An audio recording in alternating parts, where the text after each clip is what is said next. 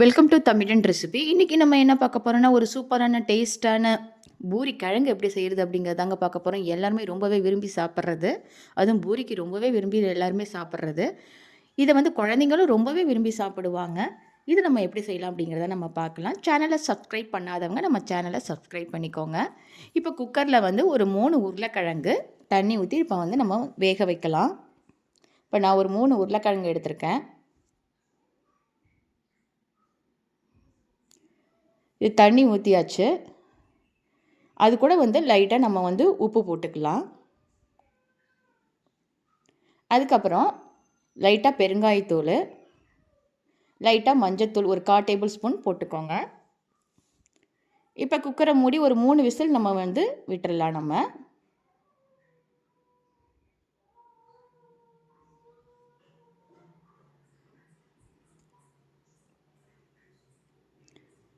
இப்போ நம்ம குக்கரை திறந்து பார்க்கலாம். 3 விசில் வந்துருச்சு. ரொம்பவே நல்லா வெந்திருக்கு. ரொம்பவும் நம்ம விசில் வச்சிடக்கூடாது. இப்போ ஒரு பேனில் நம்ம வந்து ஆயில் ஊற்றிக்கலாம். நான் 2 ஸ்பூன் ஆயில் விட்டுருக்கேன்.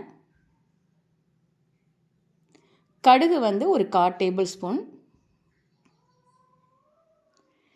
பெரிய வெங்காயம் வந்து நான் ஒரு 2 எடுத்திருக்கேன் கட் பண்ணது.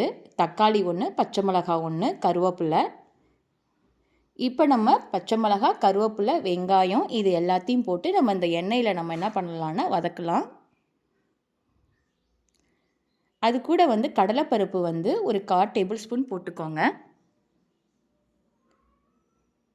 ஜீரகமும் ஒரு 1/4 டேபிள் ஸ்பூன் போட்டுக்கோங்க. இந்த வெங்காயத்தோடு சேர்த்து நம்ம எல்லாத்தையும் நம்ம வதக்கலாம் நம்ம.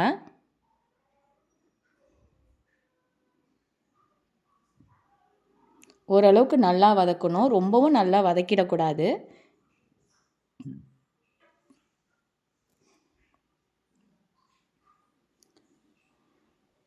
பாருங்கள், இந்த அளவுக்கு இருக்கணும். இந்த பதத்துக்கு இருக்கணும். அப்போ தான் டேஸ்ட்டு நல்லா கொடுக்கும்.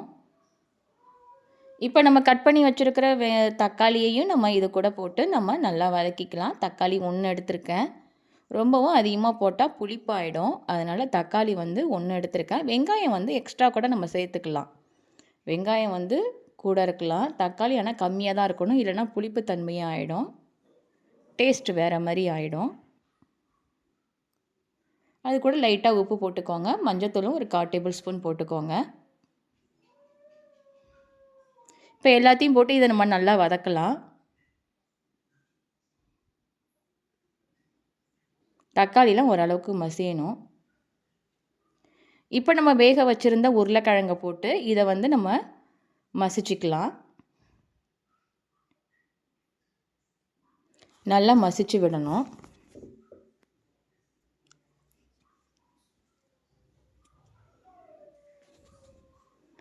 பாருங்கள், எல்லாமே நல்லா மசிச்சாச்சு. இதை வந்து நம்ம இந்த எண்ணெயிலே நம்ம நல்லா வதக்கி விடலாம்.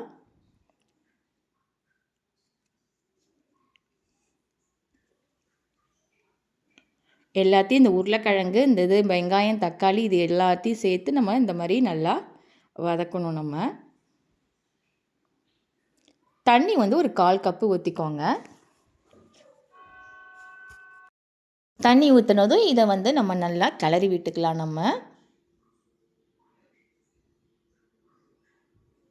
பாருங்கள், ஓரளவுக்கு நல்லா வெந்துருச்சு எல்லாமே. வெங்காயம், தக்காளி எல்லாமே வந்துருச்சு.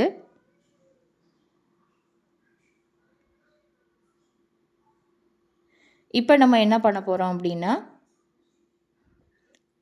ஒரு கப்பில் வந்து சோள மாவு ஒரு டேபிள் ஸ்பூன் எடுத்துக்கலாம். இது இந்த தண்ணியில் நம்ம நல்லா மிக்ஸ் பண்ணிக்கலாம் ஃபஸ்ட்டு. இந்த மாதிரி நல்லா மிக்ஸ் பண்ண பிறகு இந்த பூரி கிழங்குல நம்ம இதை வந்து மிக்ஸ் பண்ணிக்கலாம். இது எதுக்காக அப்படின்னா, இது வந்து கொஞ்சம் திக்னஸ் கொடுக்கும். கடலை மாவு இருந்தால் கூட கடலை மாவு நம்ம போட்டுக்கலாம். டேஸ்ட்டும் கொடுக்கும். எல்லாத்தையும் இந்த மாதிரி நம்ம நல்லா மிக்ஸ் பண்ணிவிட்டு இறக்க போகிற சமயத்தில் நம்ம என்ன பண்ணலாம் அப்படின்னா, கொத்தமல்லி இலை கட் பண்ணது இந்த மாதிரி மேலே நம்ம தூவி விட்டு நம்ம இறக்கணுன்னா ரொம்பவே டேஸ்ட்டாக இருக்கும். பூரி சப்பாத்திக்கு ரொம்பவே டேஸ்ட்டாக இருக்கும். அதுவும் குழந்தைங்க ரொம்ப விரும்பி சாப்பிடுவாங்க. குழந்தைங்களுக்கு ரொம்பவே பிடிக்கும் இது. பிடிச்சிருந்தா லைக் பண்ணுங்கள், ஷேர் பண்ணுங்கள். நம்ம சேனலை மறக்காமல் சப்ஸ்கிரைப் பண்ணுங்கள்.